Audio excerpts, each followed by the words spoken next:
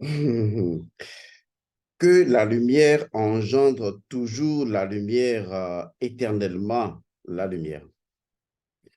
Aujourd'hui, dans cette courte capsule, je voudrais attirer votre attention, apporter la lumière, la clairvoyance, apporter le savoir sur une chose banale, mais profondément importante et impactante. Il s'agit de la peur de la France. Ce n'est pas simplement une peur, et que devrais-je dire, ce n'est pas une simple peur, ce n'est pas qu'une simple peur. C'est à la limite de la frayeur. Les autorités françaises vivent dans la frayeur, dans une forme de frayeur psychologique qui conduit naturellement à des comportements psychotiques et psychédéliques. Mes mots sont très bien choisis et je vais vous en donner le contenu. Il faut avoir de la perspicacité pour savoir lire au-delà des opinions, des narratifs. Il faut justement pénétrer dans le psychologique des gens. Il faut pénétrer dans le principe qui codifie les comportements des uns et des autres. Et vous n'avez pas idée jusqu'à quel point la grande France a peur. Vous n'avez pas idée jusqu'à quel point les autorités françaises ont peur sous leur ère de personnes autoritaires, de personnes courageuses dans des déclarations fallacieuses. Je vous assure, face aujourd'hui à des vagues de protestations en Afrique de l'Ouest et sur tout le continent contre les autorités françaises, pas contre les Français, mais contre les autorités françaises et contre surtout la politique française, laissez-moi vous dire que la France a peur. La France vit dans la frayeur. Mais vous allez me demander de quelle peur je parle. Et je parle de quelle frayeur. Et vous me connaissez bien, je fais les choses avec profondeur. Et donc, laissez-moi vous conduire petit à petit vers la lumière propre aux choses, car chaque chose possède sa propre lumière. Ne l'oubliez jamais. Et la connaissance, c'est lorsque vous révélez la lumière propre aux choses, pas ce que vous apportez aux choses, mais chaque chose a sa propre lumière. Je vous apprendrai la métaphysique de cette information beaucoup plus tard. Mais pour le moment, croyez-moi. Et même ne me croyez pas. Suivez ce que je vais vous dire. Soyez certain de ce que je vais vous dire. La France vit dans la peur. Les autorités françaises vivent dans la peur. La politique française en tant qu'entité vibre de peur et de frayeur. OK, allons-y pour les explications. Aujourd'hui, plusieurs pays africains décident de se libérer de la France. Le seul langage que la France trouve dans son dictionnaire, dans ses livres illustres, le seul langage que la France trouve pour protester contre de telles choses ou pour justifier le non-sens de ce genre de comportement selon le point de vue, c'est de pointer du doigt la Russie. En fait, c'est un comportement d'immaturité. C'est purement et simplement anachronique. Pourquoi? Parce que si vous regardez la grande France aujourd'hui, n'y a-t-il pas des psychologues? N'y a-t-il pas des thérapeutes? N'y a-t-il pas des psychanalystes? N'y a-t-il pas des hommes de métier de la psyché humaine bien sûr, puisque la France est un pays connu pour avoir non seulement des taux élevés de déséquilibre psychologique, mais avoir également des personnes de thérapie en la matière, ben, soit dit en passant, en grande majorité qui ne foutent rien. Si ce n'est que donner, disons, des médicaments, proposer des médicaments, faire ingurgiter des médicaments à leurs patients pour pouvoir les endormir encore mieux dans leurs propres soucis et les détruire. Mais je pose cette question parce que tous ces psychologues, tous ces psychiatres, ces thérapeutes savent très bien ce qu'on appelle, ou connaissent très bien ce qu'on appelle les relations toxiques. Et ce qui est effarant, c'est qu'aucun de ces illustres individus n'est arrivé à anticiper, à prodiguer des conseils, à parler à leur gouvernement, à leur expliquer que la politique française générait purement et simplement au sein de la population africaine francophone ce que nous appelons une forme de relation toxique. Ce n'est pas aujourd'hui et ce n'est pas d'aujourd'hui que la France et les pays francophones sont entrés dans une relation toxique. Déjà de par l'histoire, mais surtout de par le comportement de la politique française à l'égard des pays francophones, est une politique, disons, assez négative, improductive et donc logiquement entraînant, pour consacrer un thème, pour utiliser un thème consacré, entraînant naturellement une relation toxique. Ceux qui sont des psychologues, des thérapeutes, des psychiatres et autres de métiers savent très bien de quoi je parle et n'ont pas pu anticiper le fait qu'il y avait déjà, depuis un très long moment, entre la France, la politique française et les pays francophones d'Afrique, il y avait déjà ce qu'on appelle cette relation toxique.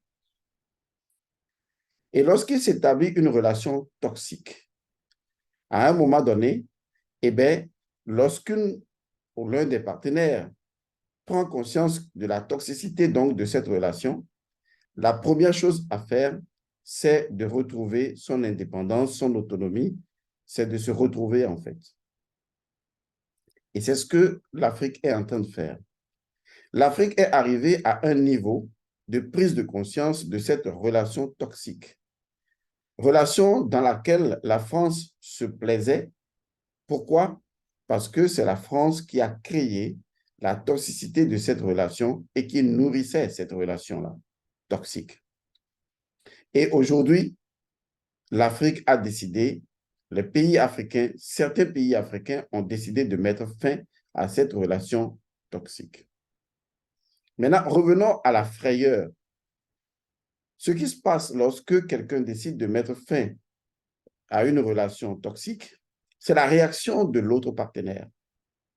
Et c'est une réaction atypique. Pourquoi?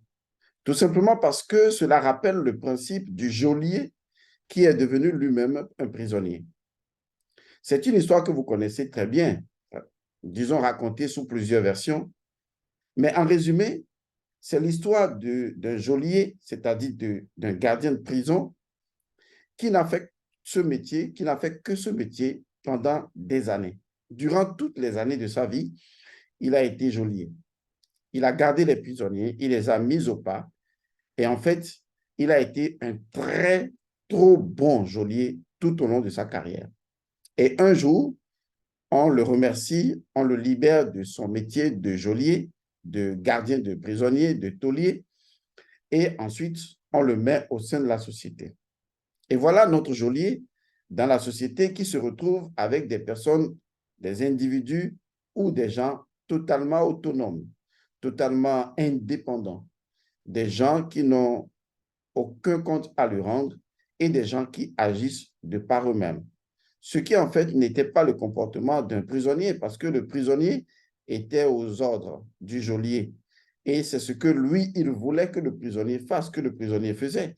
Mais là, tout de suite, voilà notre geôlier qui se retrouve dans la vie, dans la société, en face d'individus complètement autonomes qui pouvaient même l'insulter, qui pouvaient lui dire non sur des choses que lui, il estimait qu'on ne pouvait pas lui dire non.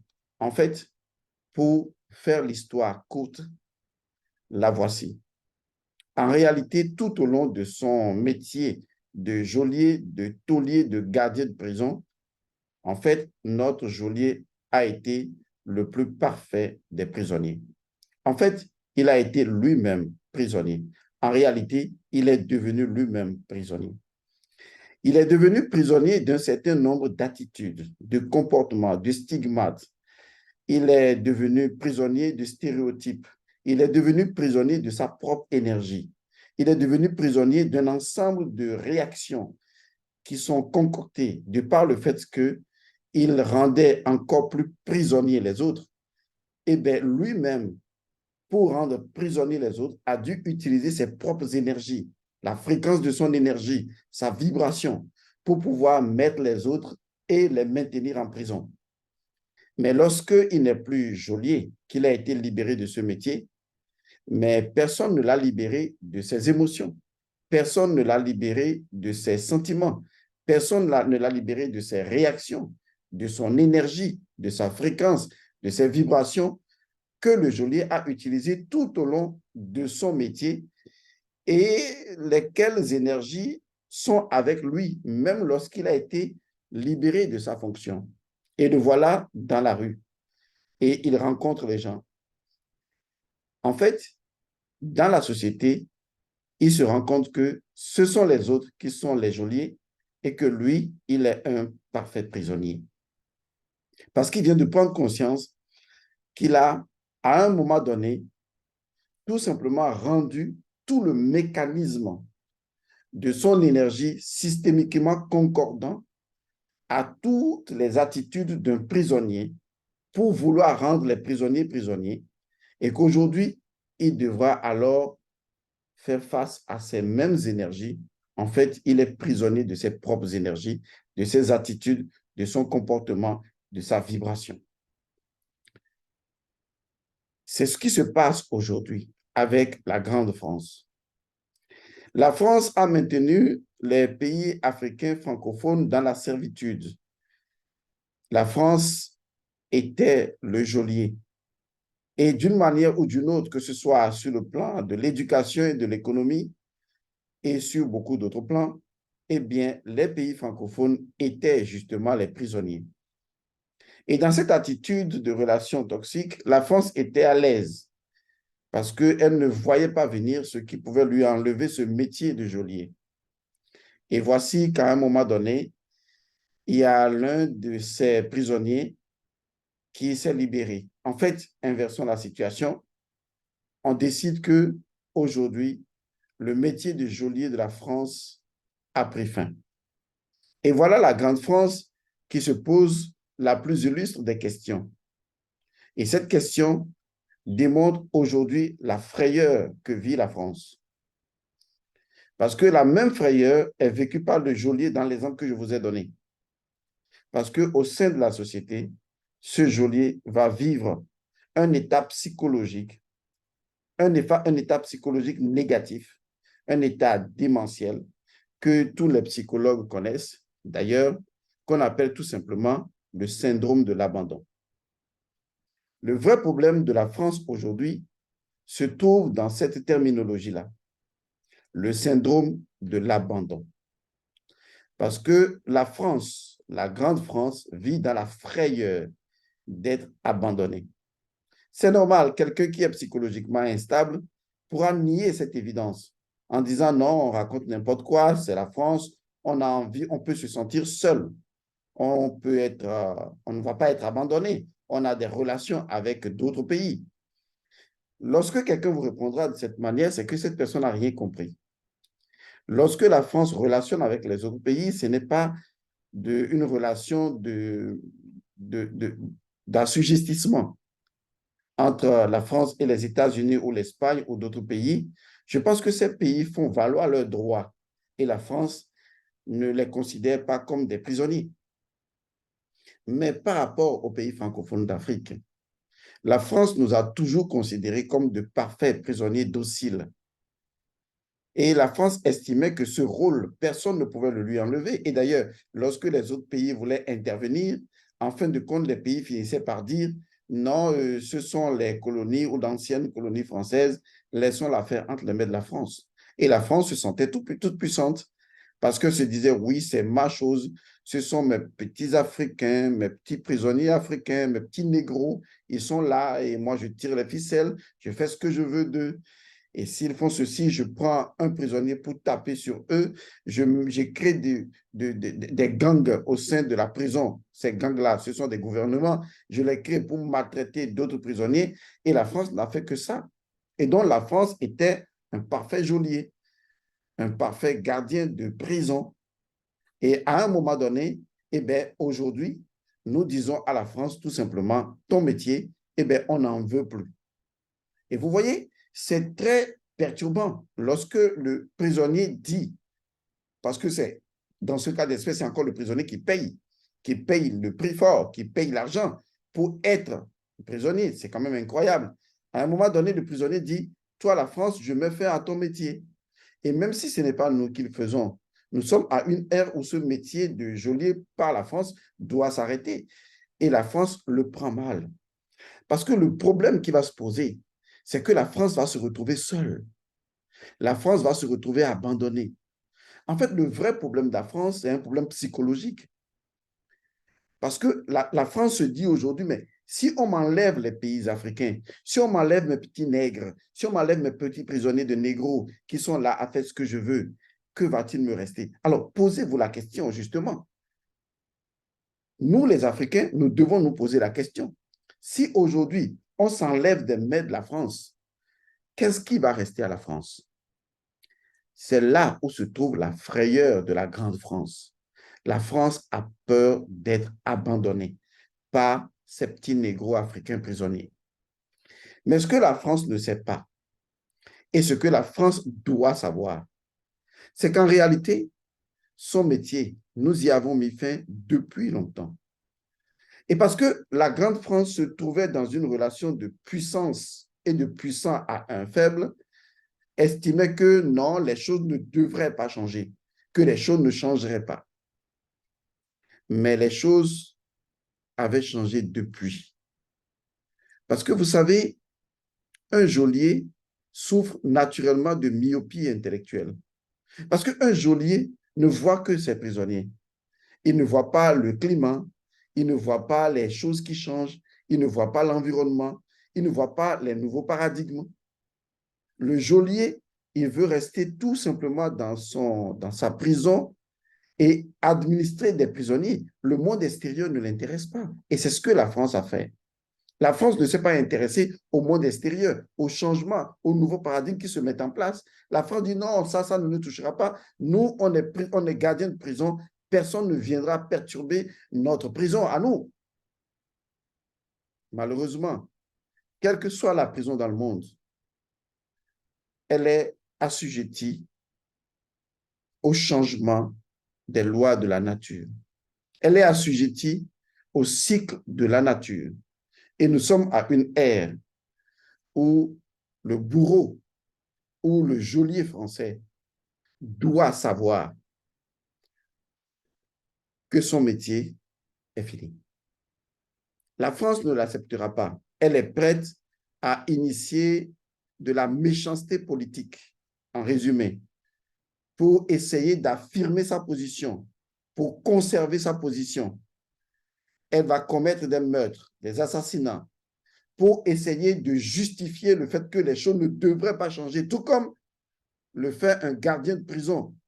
Lorsqu'il y a des prisonniers qui veulent se révolter, on utilise d'autres prisonniers pour les assassiner, pour les tuer, pour les mettre au pas, pour leur briser une jambe, pour leur briser un bras. C'est ce que la grande France va essayer de faire.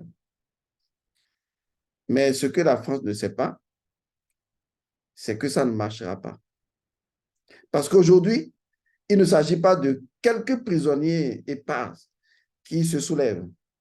il s'agit de tous les prisonniers qui, dans leur cœur, se soulèvent pour dire ce geôlier, nous n'en voulons plus du tout. Et je crois que la France et ses thérapeutes, ses psychologues et tous les autres psychanalystes qui ne prennent pas conscience de ce qu'on appelle une relation toxique seulement lorsque ça concerne la vie de couple. La France et les pays africains sont dans une relation de couple. Et les relations toxiques se sont installées et vous devrez dire à vos chefs, à vos dirigeants qu'à ce stade-là, il faut tout simplement conduire les autorités françaises dans un asile psychiatrique ou voir le psychologue, le psy, pour commencer à digérer son abandon.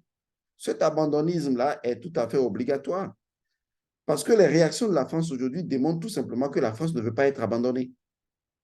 Mais elle est déjà abandonnée et elle le sera encore plus.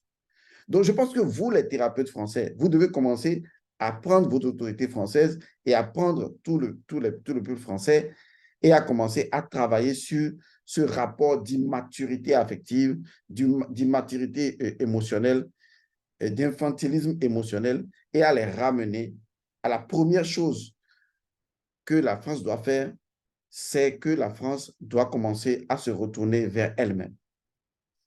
Parce que dans une relation toxique, on est tellement concentré sur l'autre, on cherche tellement à nuire à l'autre qu'en fait, on s'est éloigné de soi-même. Je pense que ce qui se passe aujourd'hui devrait parler à la conscience des Français pour que, en fait, les Français se disent, OK, laissons une fois pour de bon l'Afrique. Peut-être que c'est un message pour nous, les Français, pour mûrir émotionnellement, c'est-à-dire que pour prendre connaissance de nous-mêmes, pour revenir à nous. Parce qu'en fait, on était allé trop loin. On n'a pas appris à s'occuper de nous-mêmes. Tout comme le geôlier n'a appris qu'à administrer la prison. Mais lorsqu'il n'est plus geôlier, il n'a pas conscience qu'il doit justement prendre soin de lui-même. Aujourd'hui, c'est le moment pour la France de rapatrier toutes ses armées dans tous les pays francophones d'Afrique et ailleurs et de venir à la France, retourner chez vous. Et moi, ce que je vous demande de faire, je ne suis pas l'un de vos psychologues dératés, je demande à tous vos psychologues de vous ramener à la raison. Dites à vos autorités françaises de faire rentrer leurs armées. Revenez chez vous en France. Et maintenant, faites la première démarche qui va vous sortir vous-même de cette toxicité-là. La première chose, c'est de commencer à vous occuper de vous-même. Vous n'êtes pas les sauveurs de l'humanité. Vous n'êtes pas les sauveurs du monde. Prenez-vous en main. Commencez à vous occuper de vous-même. Je pense que c'est ce que vous devez tirer de cette rupture avec les pays francophones. Et vous devez même pratiquement, c'est un conseil que je vous donne, anticiper cette rupture-là et décider vous-même unilatéralement de ramener toutes vos troupes, que ce soit du Bénin, du Niger, du Sénégal, ramenez-les chez vous. Et le mot d'ordre, et j'encourage les psychologues de chez vous à vous le dire, le mot d'ordre devrait être maintenant, c'est peut-être le moment pour nous de nous soigner également émotionnellement. Parce que pour avoir été geôlier, nous avons tellement maltraité nos propres émotions. Nous sommes tellement trop engagés à ne pas reconnaître que les autres pouvaient être autonomes, souverains et vivre dans la dignité que maintenant, il faut que nous retravaillions nos propres émotions, nos propres sentiments. Il faut que nous pensions, nous, la France. Il faut que nous nous prenions en charge nous-mêmes. Il faut que nous mûrissions émotionnellement. Et c'est ainsi que vous allez sortir de l'infantilisme émotionnel dans lequel vous êtes aujourd'hui. Parce que dès qu'un pays africain veut se libérer, soit on dit, oui, est-ce qu'elle peut agir sans la France? Est-ce que ce n'est pas la Russie? C'est-à-dire, on cherche toujours le bouc émissaire ailleurs. On ne se rend pas compte qu'on a introduit des toxines dans sa relation depuis longtemps. On veut accuser maintenant les Russes. À quel moment les Russes sont intervenus? Mais bien avant les Russes. Est-ce que la France a pris conscience que sa relation avec l'Afrique était devenue extrêmement toxique et que jamais au monde une telle relation ne pouvait exister dans une relation de couple? Est-ce que la France a pris conscience de ça? Même aujourd'hui, la France ne se voit pas responsable. Je dis la France ne se voit pas responsable de ce chaos relationnel avec les pays africains. C'est quand même incroyable.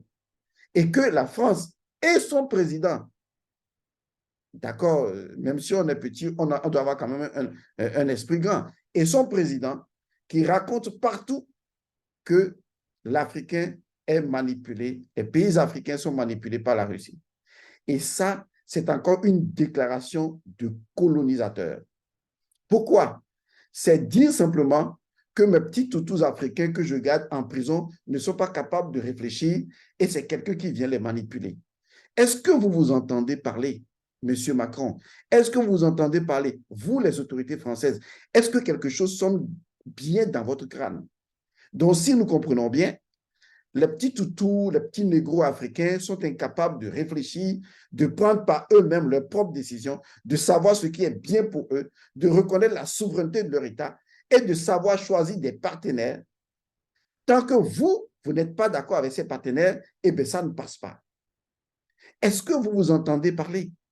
Donc, si on comprend bien, nous pouvons être manipulés par la Russie, nous pouvons être manipulés par la Chine.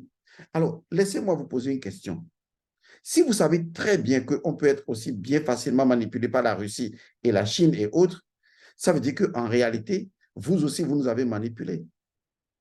Alors, pourquoi serions-nous avec vous? Puisque vous connaissez naturellement le jeu de la manipulation pour savoir comment les autres nous manipulent. Pourquoi travaillerons-nous avec vous? Pourquoi depuis longtemps, vous ne nous aviez pas dit quels étaient les secrets de la manipulation orchestrée par vous et que c'est maintenant que vous voulez dévoiler à la face du monde que la Russie nous manipule? Ça veut dire que vous savez très bien quels sont les arcanes de la manipulation et que c'est maintenant que vous nous en parlez. Vous n'êtes pas amis. Vous êtes des traîtres.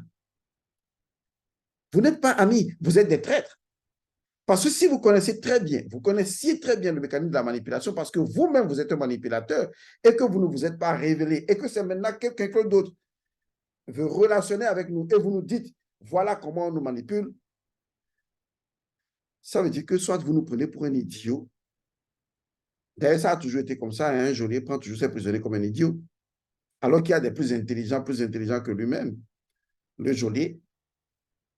Et c'est ce que vous êtes en train de faire. Alors, ne vous ridiculisez pas encore plus. Je pense que les Français devraient commencer à dire la vérité à leurs autorités. Arrêtez de vous ridiculiser. Vous êtes ridicule. Vous êtes si ridicule que vous devenez petit. Vous devenez microscopique. Et quand on vous regarde, à la limite, on commence à avoir plutôt des malades mentaux, des individus qui ne possèdent plus toute leur tête. Et on se demande si vous êtes véritablement des chefs, si vous êtes véritablement des autorités, telles que vous vous prévalez de l'être. Nous avons un problème avec vous. C'est que vous venez toujours avec un esprit de colonisateur. Vous voulez nous dicter vos lois. Vous voulez nous dire qu'on fait de mauvais choix. Mais quand même, c'est incroyable. Vous voulez nous dire qu'on n'est pas sur le bon chemin. Mais qu'est-ce qui vous a donné le droit de nous dire que nous faisons le mauvais choix? Qu'est-ce que vous savez de nos choix et de nos mauvais choix? Ne suis-je pas en droit de faire un mauvais choix si j'ai envie de faire un mauvais choix? Et putain de merde, quel est ton problème dedans? Qu'est-ce que tu me veux? C'est le problème que nous avons avec le système impérialiste. La France n'acceptera pas que des prisonniers lui enlèvent son métier. Pour la simple raison que la France souffre du syndrome de l'abandon, de l'abandonnisme. Parce que la France se dit, si je n'ai plus mes petits toutous africains négros qui sont mes prisonniers, eh bien, que va-t-il me rester? Et posez-vous la question. Que va-t-il rester aujourd'hui à la France si tous les pays africains francophones disaient à la France dehors? Qu'est-ce qui va rester à la France? Je pense que c'est là que nous devons trouver notre motivation, nous les Africains. C'est là que nous devons puiser notre force. C'est là que nous devons comprendre qu'en réalité, nous sommes plus importants qu'on a bien voulu le faire croire. Nous sommes même bien l'arcane le plus important de l'histoire de la relation entre la France et les pays africains. Nous sommes l'arcane, nous sommes le pilier. Et aujourd'hui, une fois que nous avons pris conscience que nous sommes le pilier, eh bien, nous devons dicter la loi. Nous devons leur dire tout simplement, rentrez chez vous. Ensuite, nous rediscuterons après, mais pour le moment, rentrez chez vous. N'est-ce pas ce que vous dites dans une relation toxique en France entre un couple? Lorsque ça devient trop agressif, qu'est-ce que vous dites? Vous les séparez pour un temps. Vous dites à la femme, rentre chez toi, ou au mari, rentre chez toi. Le temps de calmer les choses, alors rentrez chez vous. Laissez-nous réfléchir. Laissez-nous nous reprendre en main. Laissez-nous nous libérer de votre narratif. Et ensuite, nous déciderons au moment opportun du type de relation qu'on veut avoir avec vous. Est-ce que c'est compris ça? Est-ce que vous allez finir par assumer votre infantilisme émotionnel? Est-ce que vous allez finir par assumer votre immaturité émotionnelle? Est-ce que vous allez finir par assumer votre syndrome de l'abandon? Si vous l'assumez, ça vous fera du bien. Parce que nous, on vous a déjà abandonné. Maintenant, allez voir vos psychologues, vos psychiatres et commencez à faire une thérapie. Commencez à vous prendre en main. Car pour moi, le conseil que je vous donne, c'est le moment pour la France de quitter tous les pays africains et de se reconnecter à la France. C'est le moment pour la France et les Français de se retrouver seuls et de s'occuper d'eux-mêmes et de peaufiner leurs émotions et de mûrir. Parce que vous avez également été traumatisés d'avoir été des geôliers. Vous êtes traumatisés et vous avez besoin d'être psychanalysés et de comprendre qu'en fait, eh bien, nous ne sommes plus à l'ère où vous devez nous dicter des lois. J'exhorte tous les Africains, où qu'ils soient, à donner ce message aux Français, aux autorités françaises. Vous souffrez du syndrome de l'abandon. Mais quoi qu'il en soit, nous, on vous a déjà abandonné. Alors, allez retrouver vos psychologues pour pouvoir vous apprendre comment vous assumer et vous prendre en charge, vous occuper de vous-même et nous laisser en paix. Laissez-nous en paix, s'il vous plaît. Est-ce que vous comprenez ça? Collez-nous la paix. Et nous n'accepterons plus que votre syndrome de l'abandon déteille sur nous. Non, ça va comme ça. Allez vous occuper de vous. Voilà la plus grande frayeur de la France. Se retrouver abandonné. Mais vous le serez parce que vous l'êtes déjà. Allez vous occuper de vous-même. Allez vous occuper de vous-même. S'il vous plaît, que tous les Français et autorités françaises rentrez chez vous. Les armées françaises rentrez chez vous et allez vous occuper de vous-même. Et mûrissez quand même. Libérez-vous de ces mauvaises énergies de geôlier. Parce que si vous ne vous en libérez pas, c'est à travers ces énergies qui vont devenir vos lunettes que vous allez continuer à relationner avec les pays africains et vous allez continuer vos gaffes partout sur le territoire ou sur le continent africain. Je vous remercie et je vous retrouve dans une autre capsule. Rentrez chez vous.